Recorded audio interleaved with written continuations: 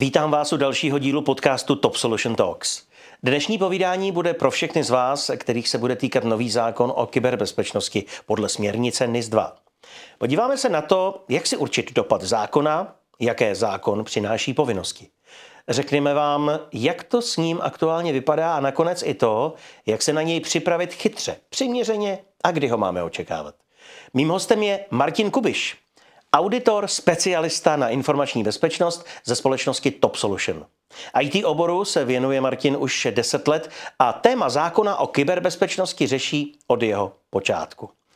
Tak v první řadě děkuji za pozvání, kdy se vrhneme na NIS-2, což je vlastně nařízení Evropské unie, tak co jemu předcházelo, bylo takzvané NIS-1, která nám říká takový ten základní rámec nějaké kybernetické bezpečnosti pro členské státy v Evropské unii. No ale už je to řada let zpět. Evropská unie se rozhodla, že kybernetická bezpečnost přece jenom potřebuje nějaký refresh, nějaký update, protože kybernetický prostor se hodně rychle vyvíjí, hlavně v dnešní době. A tak se rozhodla vytvořit takzvanou NIS-2. To se píše rok 2022, kdy vlastně v roce 2023 už jsme nějakou směrnice Evropské unie měli.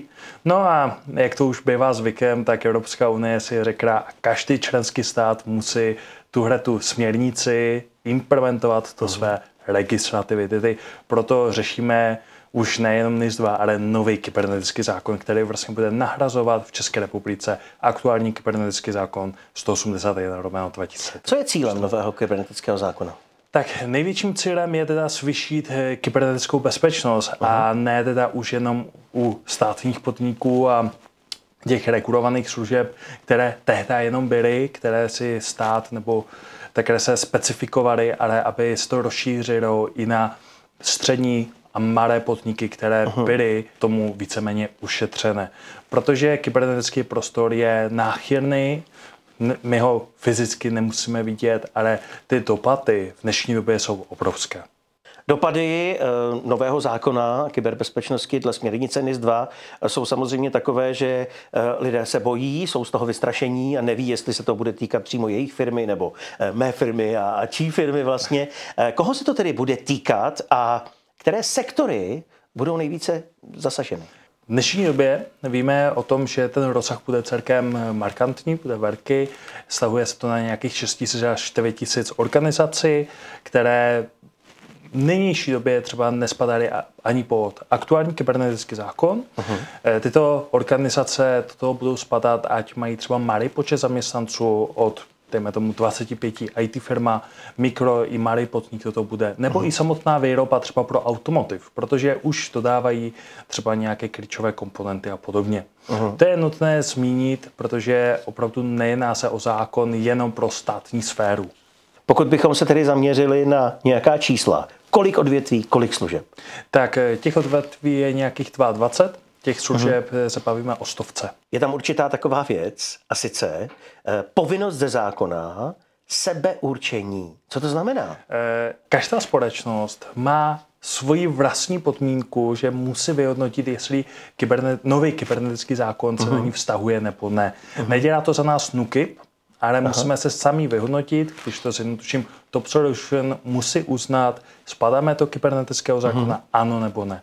A pokud spadáme, už tam spadají i další povinnosti, jako je se registrovat, nahlásit další informace odpovědné osoby a podobně. Dobře, takže zákon se blíží, je samozřejmě velmi rozsáhlý a otázka snad každé firmy, možná i vaší firmy zní, týká se nás to a jak si máme ověřit, že zrovna naše firma se toho zákona dotýká? Tak, samoidentifikaci můžeme provést na stránkách NÚKIBu, které mají svůj manuál, nebo můžeme využít, za Top Solution máme vytvořený svůj manuál na umíme-nis2.cz, který může každá společnost využít, je to bezplatné. Po případě, pokud si nevíte rady, máme tam i odkaz na naši poradnu, který rádi vám s tím poradíme, protože může se stát, že společnost se v tom trošku ztratí a chce trošku navést. Jsou tam samozřejmě různé věci, například v jakém režimu ta firma bude fungovat a potom taky rozřazení, že jestli je to malý, střední, velký podnik a tak dále. Můžeš být konkrétnější? Určitě záleží to na tom, co společnost provádí za služby, do čeho spadá, pokud máme výrobu třeba NIS kodu 27, víme, že do toho budeme spadat, pokud jsme výroba přímo automobilů, například Škoda Auto, tak jsme ve vyšším režimu, protože jsme i velká společnost, ale pokud jenom dodáváme třeba materiály, plastové díry, motory a podobně, tak i kdyby jsme byli velký podnik, tak vlastně spadáme do nižšího režimu. To, jak to funguje, ta metodika toho hodnocení, určitě doporučuji využít ty naše webové stránky. Na co si při tom určování máme dávat asi největší pozor? Za mě určitě největší problém nyní nastává ve velikosti společnosti. Řešíme to u X klientů, kde vlastně organizace netuší, co všechno se počítá. Protože můžeme mít třeba naši společnost o 100 zaměstnancích, která bude ale ze 100% vlastněná ještě nějakou třeba IT firmou, která nám poskytuje serverové řešení. Máme u nich naše servery a používáme jejich prostředí. Je to naše matka, dejme tomu. A v tomto případě, pokud jsme 100% vlastní, tak se počítají i zaměstnanci té vlastnické společnosti. A platí to i naopak. Jo, je tam právě trošku tahleta nuance, která může trošku více zamotat hlavu a je nutné to opravdu si projít, jak jsme, v jakém počtu jsme vlastní, jestli jsme vlastní, Dobře, a existuje nějaká výjimka, kdy se takové propojení nepočítá? Ano, výjimka existuje v případě toho, že tu regulovanou službu, kterou my poskytujeme, provádíme čistě u nás, v naší lokalitě, v naší společnosti. A ta matka nebo dcera s tím nemá vůbec co to činit. Ty jsme jakoby kompletně odhříznutí. Znamená, že nás sice vlastní, ale s tím, co děláme, nemá nic společného. Ano. Řekněme, moje firma je regulována. A co mám tedy dělat? Jaké hlavní povinnosti mi ukládá zákon? Tak v první řadě musíme provést samoidentifikaci. Musíme zjistit, zda na nás nový kybernetický zákon nějak spadá, popřípadě ne. Pokud ano, naše povinnost je to 60 dnů od platnosti legislativy se zaregistrovat na stránky NÚKIBu, portal.nukib.cz, který nám umožní registrovat naši společnost. S tím, že máme čas, než nám potvrdí tuhletu registraci a máme 30 dní na to tam dodělat další podměty. Odpovědná osoba, seznam aktiv, kterých se regulovaná služba týká a podobně. Je tam jedna varianta, pokud neudáme ty aktiva, které se regulovaná služba týká, tak kybernetický zákon nebude jenom na tu regulovanou službu, ale na celou naši společnost. Za mě upřímně je to doporučení, protože kybernetický prostor je celkem důležitá věc, ne řešit jenom pouze pro část naší společnosti, ale doporučuji to zavést. Když už tedy máme něco ve společnosti, tak neregulovat jenom tu jednu část, ale celou firmu. Jasně. Tak. No a následně teda my dostaneme nějaké vyhodnocení od NÚKIBu, dostaneme informace, ano, máme všechny podklady a teďka nám nastává 12měsíční okno, které my musíme využít na to, aby jsme implementovali bezpečnostní prvky, které nám vlastně nový kybernetický zákon dává podle vyššího nebo nižšího režimu, kde máme nějaké organizační a nějaké technické opatření. Zaznívá tady dost často s novým kybernetickým zákonem, s NIS 2, takové označení strategicky významné služby. Jak zjistím, jestli třeba moje firma vykonává strategicky významnou službu? Tak tohle to určitě zjistíme v rámci aktuálního kybernetického zákona. Většina těchto společností má tuhletu strategickou službu. V rámci nového kybernetického zákona už to nebude teda na odpovědnosti NÚKIBu, který by to měl definovat, jak bylo prvotně zamýšleno, bude to aktuálně odpovědností státu, který vám zmíní, spadáte to kritické infrastruktury, to strategického řízení nebo ne. Kromě povinností, které nám tedy zákon ukládá, se pak dostáváme také do pozice bezpečnostních opatření. V první řadě je nutné zmínit, máme dva režimy. Máme nižší režim a vyšší režim. Ano. V rámci nižšího režimu máme nějaký závazek vedení, který nám říká, že vedení musí definovat odpovědnou osobu za řízení kybernetické bezpečnosti. Přijmou nějaké bezpečnostní prvky v rámci řízení kybernetické bezpečnosti, politika, cíle, analýza rizik, nějaké dopady a podobně, kdy potom to je v jurisdikci toho manažera kybernetické bezpečnosti nebo jenom specialisty bezpečnosti, záleží na pojmenování. Ale závazek to je na vedení, že musí někoho takového stanovit.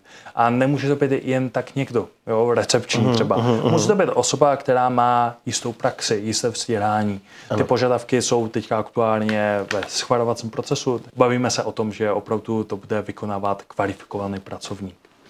Ve vyšším režimu to je trošku složitější. Máme tam celkem 4 takové kategorie odpovědných osob a jeden takzvaný výbor kybernetické bezpečnosti, kde všechny tyto osoby by měly nějak být zúčastněné, včetně vedení společnosti. V rámci takové nejnižší pozice je takzvaný garant aktiva. Garant aktiva je osoba odpovědná za dané aktivum, server, sdílená složka HR, jo, to, co považují v rámci regulované služby za to kritické. Ten garant odpovídá za provádění analýzy rizik, že to přehodnotil, že to nějak odpovídá, že se k tomu vyjádřil. Pak máme manažera kybernetické bezpečnosti, to už je osoba, která má větší bezpečnostní požadavky, když to tak řeknu, je to kvalifikovaný pracovník, s tím teda, že musí být oficiálně schválený vedením společnosti. A dále je to osoba, která má závazek zkomunikovat veškeré věci v rámci informační a kybernetické bezpečnosti s vedením. Projednávat analýzu rizik, kontinuitu a podobné věci a zajišťovat tu komunikaci s tím vedením, aby vedení vědělo, kde jsou nutné přijmout nějaké třeba nápravné opatření, bude to stát nějaké finance, nebo budeme muset najmout nové lidi. Další osobou je takzvaný architekt kybernetické bezpečnosti a to je zase osoba, která je odpovědná za navrhování té implementace samotné. A to je nová virtualizace, nový firewall a podobně. Je to člověk, který je opět vzdělaný, má nějakou kvalifikaci a zároveň je schopný poradit tou praktickou částí, když to řeknu. A poslední částí je teda auditor, který už ve firmě není na denní bázi, je tam raz za čas a to je kvalifikovaná osoba, která nám bude provádět ty interní audity, když to tak řeknu, bude provádět audit na kybernetickou bezpečnost a ideálně je to osoba, která je úplně nezaujatá. Zase ale kvalifikovaná pro výkon své pozice, má nějakou praxi, má nějaké vzdělání. Může být jeden člověk ve více rolích v této firmě? Nesmí. Manažer, architekt a auditor nesmí být jedna ta stejná osoba. To je o to, aby se nestalo, že kdyby auditor byl zároveň manažerem, tak aby neskontroloval svoji vlastní práci. Je to střet zájmu. Ale nově můžeme v rámci pozice architekta kybernetické bezpečnosti mít tuhletu roli slučitelnou s nějakým ICT pracovníkem.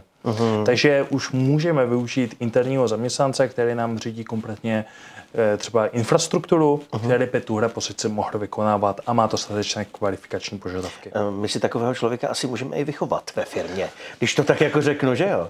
Za mě určitě, pokud společnost umožňuje, máte finance, tak za mě je to vhodná varianta, protože vychovat si člověka, ať to je manažer, architekt nebo auditor, je super nástroj do budoucna. Ale pokud společnost je třeba malý podnik, který nemá možnosti finanční, aby si tohleto mohli dovolit, tak díky bohu můžeme tyhle ty pozice outsourcovat. Jasně. Jak se říká, specialistů je málo, kde je hledat. Když je nemáme ve firmě, můžeme si je najmout. Ano. Možnosti tam jsou, najmout se dají, outsourcování pozice povolené, ale opět je nutné dávat pozor na to, že ty role nejsou slučitelné, takže pokud jsme ve vyšším režimu a chceme všechny 3 pozice obsadit externistou, musí to být 3 externisti. Dobře, a teď se zeptám možná přímo do vašich řad Top Solution. Nabízíte takový outsourcing? Nezaměstná vás to na full time u té firmy? Ne, dívejte, třeba auditor. Já, jak jsem lead auditorem, tak vím, že ten audit se provádí jednou za rok, maximálně třeba 2krát za rok, záleží na typu společnosti, ale není to o tom, že ten člověk tam bude sedět každý den 8 Nebo že by tam musel jednou týdně dojíždět. Nebo ne. Záleží na typu společnosti, velikosti, nějaké domluvě. Není potřeba, aby tam někdo seděl 8 hodin denně. Když se bavíme o zapojení managementu, tak to není jenom o tom, že o něčem vědí a někoho delegují na nějakou činnost, ale jsou tam přímo nějaké povinnosti, které snad ten zákon ukládá. Tak celý zákon je právě že strukturován tak, aby to vedení se zapojilo do toho procesu, protože nemůže ajťák něco navrhnout a vedení mu to tá ze stolu, protože peníze a IT je přece jenom proces, který firmu něco stojí, negeneruje zisk, je to podpůrný proces. A proto nový kybernetický zákon vsází na to, že budeme řešit vlastně s vedením všechny problémy, aktualizace požadavků, nějakou analýzu rizik a další. Proto i ve výboru kybernetické bezpečnosti je vhodné, aby tam byl zástupce za ten management nebo za to vedení takové. Což samozřejmě asi nebude nikdo, kdo by byl zároveň architektem, manažerem, auditorem. Ne, určitě ne. Když se tedy podíváme na to, jak to fungovalo do této doby, tak to zapojení managementu nemělo žádné povinnosti? To zapojení managementu bylo opravdu nejmenšího ražení, tak to řekněme. Aha. Protože většina z těch společností bere IT jako podpůrný proces a dokud to funguje, tak to funguje a nějak extra se nezapojovali. Není ten kybernetický zákon, po nás chce to zapojení toho vedení, aby věděli ty možné rizika, ty možné hrozby, co se může stát. Možná vám to přijde jako hodně práce. My vám teď poradíme nějaký rámec, jak nejlépe a ideálně všechno najednou vyřešit. Dá se to? Pokud společnost chce, tak všechno jde, tak to řeknu. Za mě nejlepší variantou v současné době je využít třeba varianty certifikace ISO 27001 nebo třeba TISAXu. Pro automotiv průmysl je ideální varianta. Tyhle dva standardy nám říkají už základní řízení informační bezpečnosti, které právě máme závazek společnosti, a to je politika, nějaké stanovení cílů, analýza rizik a podobně. Tyto rámce nám můžou značně pomoct potom při té implementaci požadavku nového kybernetického zákonu. Protože nebudeme si nadhávat, kybernetická bezpečnost, ona pořád se vyvíjí, ale ty základní kameny nám stále zůstávají. No, trošku mě napadá, přece jenom jsme v Čechách, že by možná stačilo, když už teda máme ten TISAX nebo 27 000 jedničku, takže bychom jako nemuseli nic dělat. Jak se na to díváte vy? Už jsem to slyšel několikrát. My máme TISAX, tak už máme hotovo. Bohužel to tak není. Povinnosti v rámci nového kybernetického zákona jsou trošku širší, jsou trošku specifické. Například bychom mohli říct politika HESER přímo 27 nebo TISAX sam nedefinuje ty požadavky, ale ve vyšším režimu máme ty požadavky jasně definované. 12 znaků pro basic usery, 17 pro administrátory, 22 technické účty. To stejné potom máme i v rámci analýzy rizik. Musíme vědět přesně, jakých aktiv se to týká, jaké jsou souvislosti a podobně. A u 27 001 nebo TISAXu tyhle ty věci jdou udělat jednodušeji. Ale budeme-li upřímní, nějakých 75% až 80%, pokud společnost má zavedené jeden z těchto standardů, tak většinou plní ten nový kybernetický zákon. Asi jste mi už zároveň odpověděl na mou další otázku, kterou jsem chtěl položit, co to jako v podstatě jako té firmě přinese, kromě toho, že bude mít štempel a nějaký papír. Ten čas, kdy nám jméno a heslo o 8 znakách stačilo, bohužel je pryč. Ten status té bezpečnosti opravdu musíme navyšovat a neukazuje nám to jenom události ve světě, kterých je v nynější době hodně, ale právě zaměřujeme se i na tu technologii, která se ve velkém posouvá. Ten výpočetní výkon je dneska už úplně jinde než bývalo. Zajímala by mě jedna věc, mluví se tady, nebo alespoň jsem o tom slyšel, že jsou prý nějaké možnosti dotací, aby si firmy mohly i SMS vytvořit. Víte o tom něco? Můžete nám v tom poradit? Ano, dotace v dnešní době existují, jsou tam ale nějaké podmínky. Například společnost nesmí mít sídlo v Praze, padá to na malé a střední podniky, takže je to 250 zaměstnanců. Máme tam nějaké možnosti až do 1,5 milionu a další. Určitě pokud společnost potřebuje poradit, využít dotace, není problém se na nás obrátit, hrati s tím pomůžeme, máme na to partnerskou společnost. To, co to zaznělo, my máme na něco 60 dnů, na něco 30 dnů, ale na vyřešení všech věcí bychom měli mít 12 měsíců. Někdo říká, že 12 měsíců je poměrně dost dlouhá doba, jiní říkají, že to je šibeniční termín, nedá se to zvládnout a propadají v paniku. Já tu udělám jednu úpravu, je to 60 dní na prvotní registraci, pak nám to musí NÚKIB potvrdit, následně máme 30 dní na dodání specifických informací odpovědných osob a podobně a od toho potvrzení potom posledním dodatění informací nám běží teprve 12 měsíců. Takže ten čas může být trošičku delší. Narážím třeba na aktuální kybernetický zákon na Slovensku, který prošel novelou a vlastně stává se, že ačkoliv je v platnosti od 1.1. už jsou registrovaní, tak to teďka třeba nemají žádnou informaci o tom, jestli to akceptovali nebo ne. Podotýkám, není to NÚKIB, je to NBÚ, ale může se stát, že ta doba tedy není pouze rok, ale ta doba může být třeba rok a půl. Jasně. Nicméně, je možná situace třeba u vás ve firmě, že jste dosud neřešili kyberbezpečnost. Existuje nějaké, řekněme, minimum, co bychom prostě jako měli za každých okolností splnit a na co se připravit? Ano. NÚKIB nám dává možnosti, že po splnění jejich podmínek na registraci a podobných věcí, tak pokud stavíme na zelené rouce, jak se říká, tu kybernetickou bezpečnost, tak NÚKIB na to bere ohled. Hromada společností v České republice kybernetickou bezpečnost do aktuální doby vůbec neřešila. Koupila počítače, na tom fungovala a tak jako... Jasně, jako, máme firewall, to stačí. Tak nějak, nebo máme router od poskytovatele, ano. Lepší varianta. Tak hodněkrát se stalo to, že ta společnost se toho bála. Ale NÚKIB sám říká, že není nutné do toho roku mít všechno plně hotové na 100%, ale zavést takové ty základní věci. Udělat si svoji analýzu rizik, zjistit, jakých aktiv se regulovaná služba týká, jaké máme souvislosti, jaké rizika a hrozby se na nás vztahují a co, když tak máme přijmout za protiopatření. Mít nějaký závazek vedení, nějakou tu strategii, aby tady ten jasný point pro i třetí strany, ano, kybernetickou bezpečnost už bereme v potaz a budeme se o ní starat. Potom nějaké školení, protože, jak to říkal můj učitel na střední škole, největší problém říkáme si klávesnici a židlí. Bohužel to tak je, ten uživatel je největší problém pro tu kybernetickou bezpečnost, protože dneska útočníci nejdou na firewall, který je prostě extrémně zabezpečený, ale jde raději phishingovým útokem třeba na toho zaměstnance. Proto zvyšovat povědomí, školit je na to, co si dávat pozor, co může být zneužito a tak podobně. Následně, pokud stihneme nějaké technické opatření, politika HSR, třeba nějaký SIEM, systém pro řízení zranitelnosti a podobně, bude to jenom k plusu.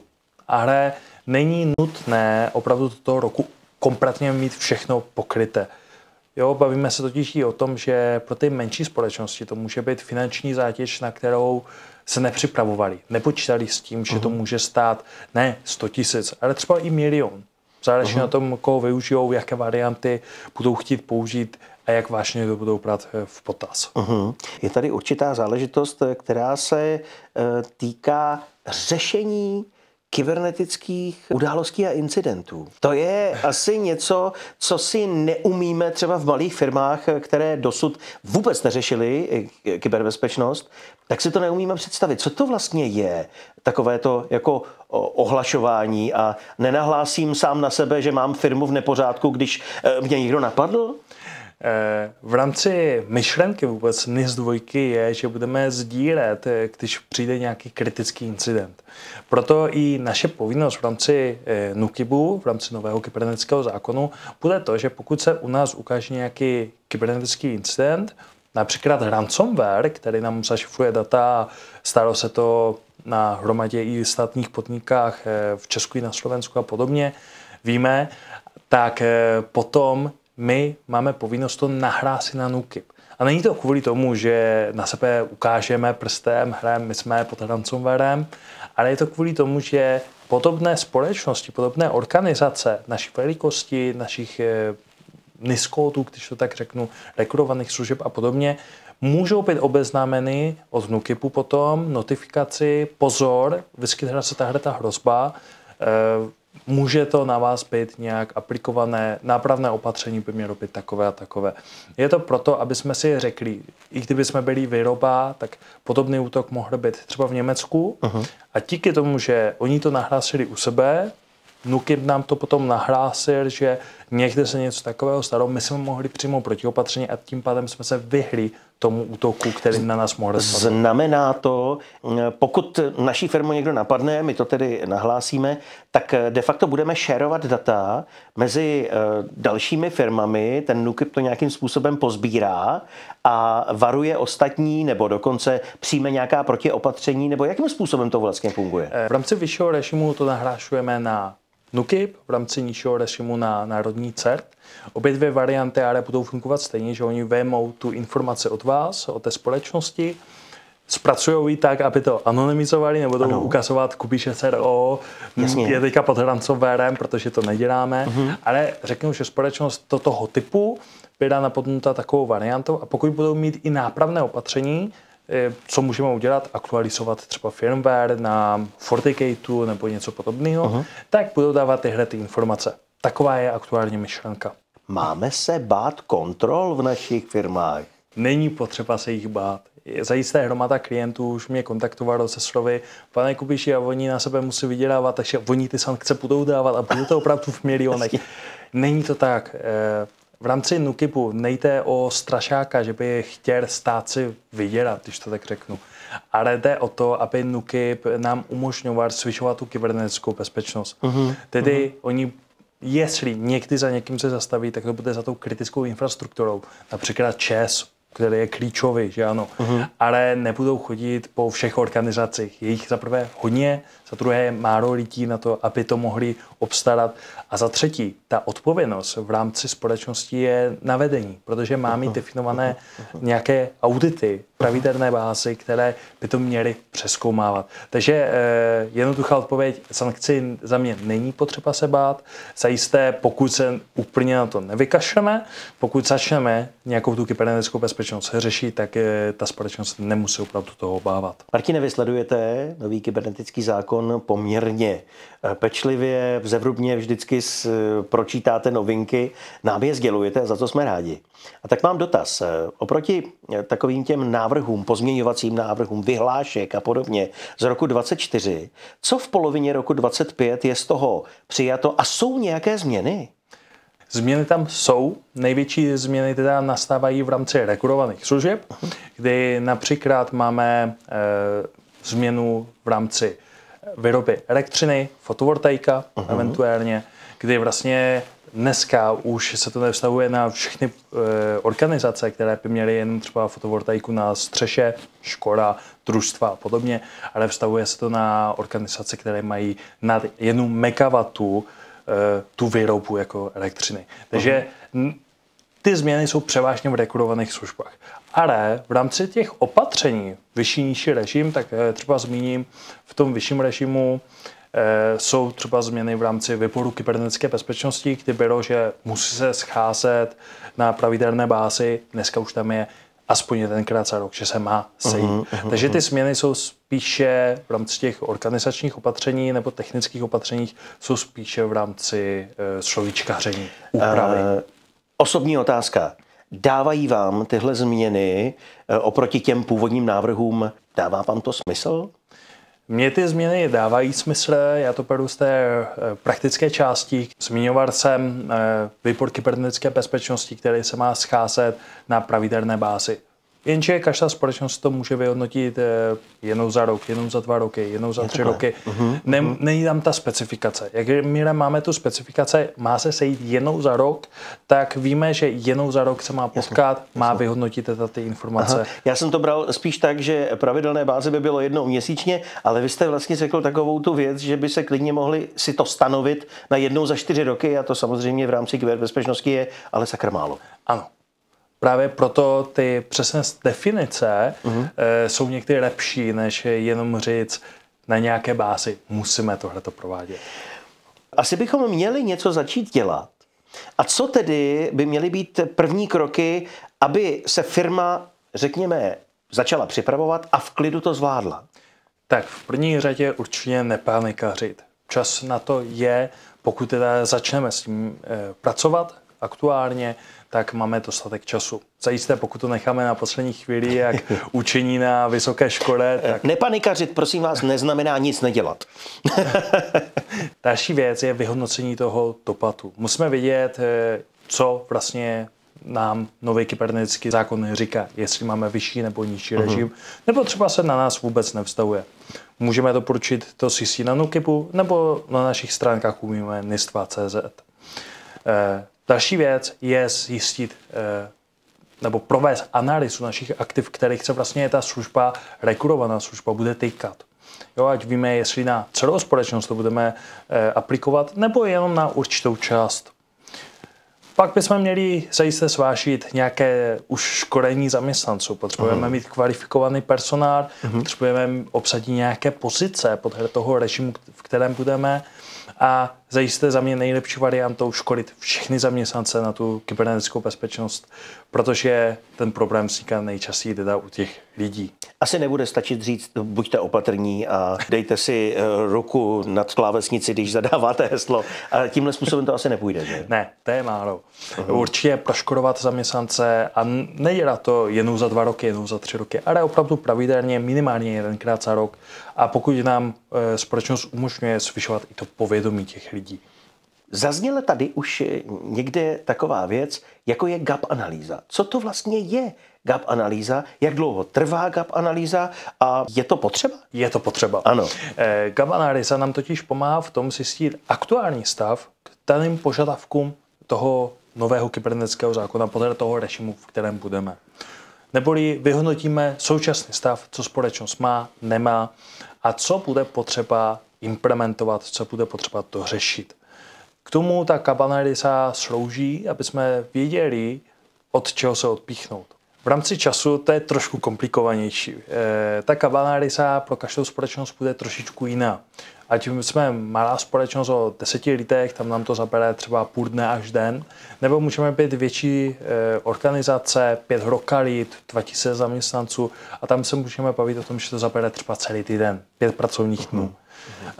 Co je nejdůležitější je za mě, aby to dělal kvalifikovaný pracovník. Proč? Protože když nám to bude dělat recepční, tak nemyslím to špatně, ale nebude koukat na IT s tím, že ví, že třeba ITáký ukazuje opravdu doménu a podobně, ale bude mu věřit. Proto ten kvalifikovaný pracovník rozumí tomu, co mu ten člověk ukazuje a jestli to odpovídá požadavkům kybernetického zákona. Vy když provádíte gap analýzu, tak mě to trošku připadá jako takový malý audit, který vám vlastně zmapuje to, jestli něco neděláte 2krát, nebo jestli naopak něco neděláte vůbec. Mám pravdu? Já to u klientů častokrát říkám, dáme si audit na nečisto, protože opravdu je to takový ten audit, který ale je pro toho klienta přínosem. Není to o tom certifikátu, ale o tom, aby zjistil ten aktuální stav, to hodnocení, co má, co nemá. Ale ano, vypadá to jako audit, jenom je to na nečisto. A výsledkem je tedy faktický popis toho, jak to v té firmě je, tak. Včetně toho, že si nebudete brát asi servítky, hele, rizika jsou taková, tohle je špatně. Tak za nás určitě, pokud to děláme externě, tak nejlepší variantou je nezávislý pohled třetí strany, která vlastně vám řekne z toho best practices, co kde vydělá, ať to byly korporáty velké nebo malé výroby, tak přijde třeba i s otázkama, proč to tak je, kdyby mohli mít něco jiného. Je to ten pohled té třetí osoby, který potom při té gap analýze nejvíc ukáže, kde jsou ty prostory na to vylepšení. Pokud byste chtěli pravidelně se informovat o tom, jaké jsou aktuální informace, kam nasměrujeme naše diváky? Určitě na naší webovou stránku umíme nis2.cz. Po případě, pokud budou chtít radu, můžou využít naši poradnu _solution.cz, kdy rádi pomůžeme, děláme i nějaké třeba hodinkové Teamsy, kdy s tím klientem si projdeme jeho otázky. Spadáme do nového kybernetického zákonu, po případě, co musíme splňovat a podobně. Je to náš obor, takže častokrát klienti říkají, jste nám ušetřili 1-2 hodiny času na tom, že bychom to jenom četli, co to po nás chcou. Nám to zabere třeba 10 minut. No a pokud si budete chtít samozřejmě pročíst návrhy zákona a také vyhlášek, tak určitě využijte portál NUKIP. Martine, já vám moc děkuji za to, že jste byl dneska hostem Top Solution Talks. Děkuji za pozvání. No a vám děkuji také za pozornost a sledujte nás umíme NIS2.cz.